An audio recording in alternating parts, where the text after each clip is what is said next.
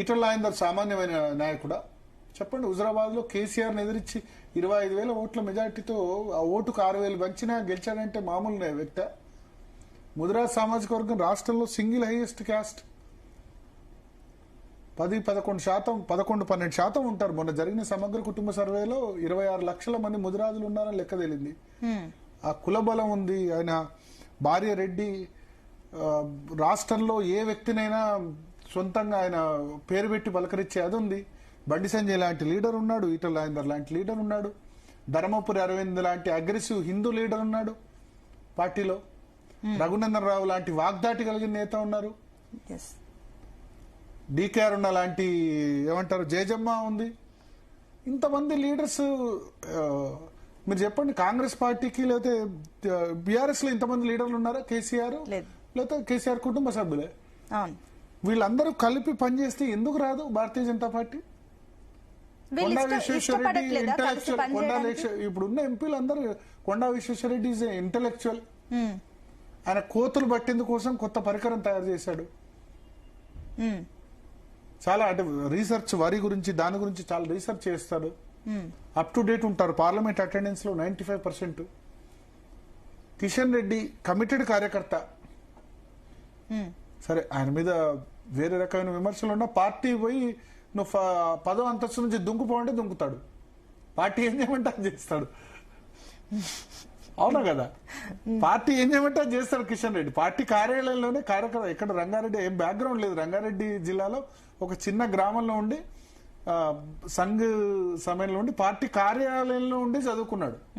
తల్లి తండ్రి పార్టీ కార్యాలయమే. అటువంటి వ్యక్తి శాసనసభ్యుడైనాడు, ఎంపీ అయినాడు. సో కిషన్ రెడ్డిని హైకమాండ్ ఎందుకు లైక్ చేస్తాడంటే పార్టీ ఏం చేయమంటే అది చేస్తాడు.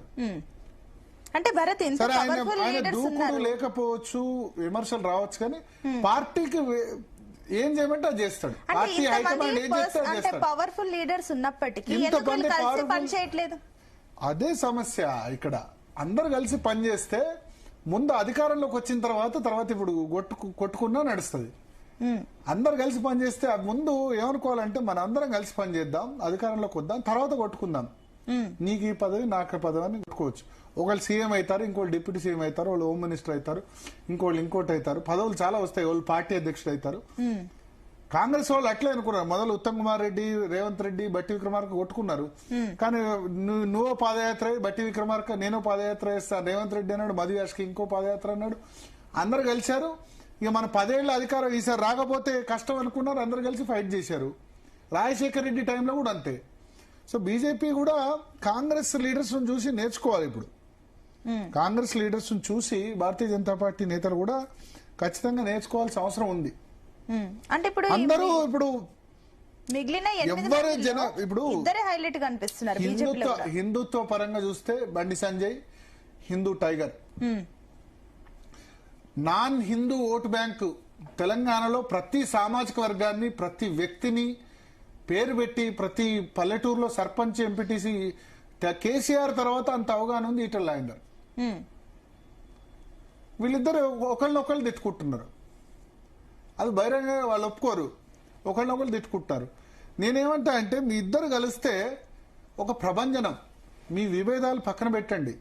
ఉప్పు నిప్పు విభేదాలు సరే, గతంలో ఏం జరిగింది అన్నది పక్కన పెడితే ఇద్దరు ఒకటే పార్లమెంట్ సెగ్మెంట్. వాళ్ళిద్దరు కలిస్తే ఒక ఎంత పెద్ద ఓటు బ్యాంక్ ఈటల రాజేందర్, బండి సంజయ్ కలిస్తే అద్భుతాలు సృష్టించవచ్చు తెలంగాణలో. అది వాళ్ళిద్దరికి అర్థం కావట్లేదు. ఛాన్సెస్ ఉన్నాయంటే అది చేయాల్సింది హైకమాండ్. అమిత్ షా, నరేంద్ర మోడీ ఇద్దరిని కూర్చోబెట్టి మీ ఇద్దరిని అబ్జర్వ్ చేస్తామని చెప్తే